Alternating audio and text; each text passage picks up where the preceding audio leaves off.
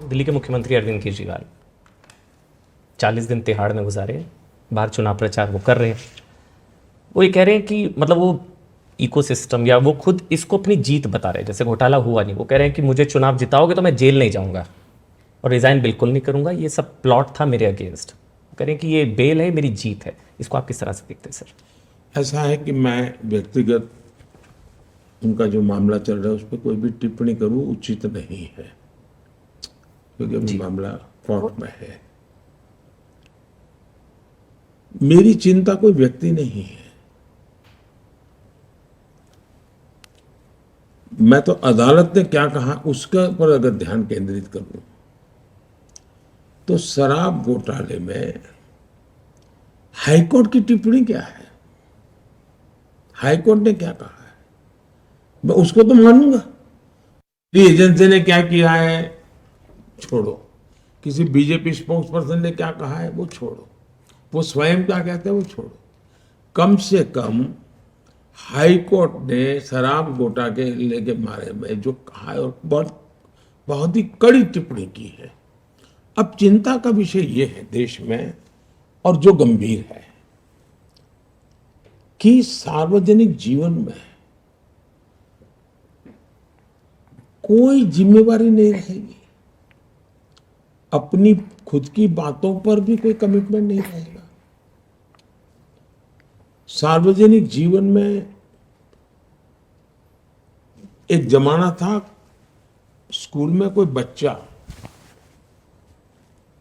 अगर कॉपी करता है और पकड़ा जाए तो महीने भर स्कूल नहीं आता था।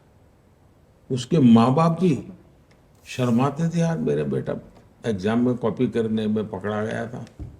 ये स्थिति थी, यानी इन चीजों को बुरा माना जाता था हमारे समाज में। आज बेशर्मी के साथ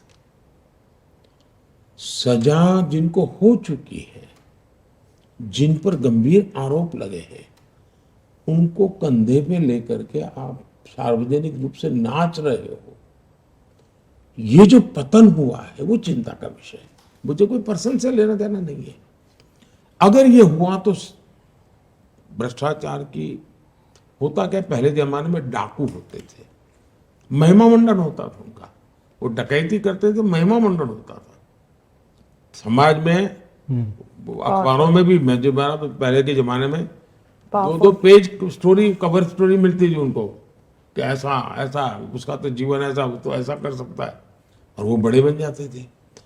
दुर्भाग्य से अब राजनेताओं को ये बेनिफिट मिलने लगा है कि इतना भ्रष्ट लोगों का।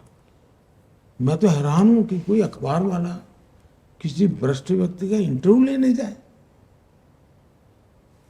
एक चार्ल्स शोभराज मैंने अखबार देखा था कि लोग इसका इंटरव्यू करने जाते थे, और आज मैं देख रहा हूं। वरना कोई भाई अब इनके विषय में एक बार क्लियर हो जाए तब तक रहने दो। ये पतन है समाज जीवन का, मेरी चिंता वो है।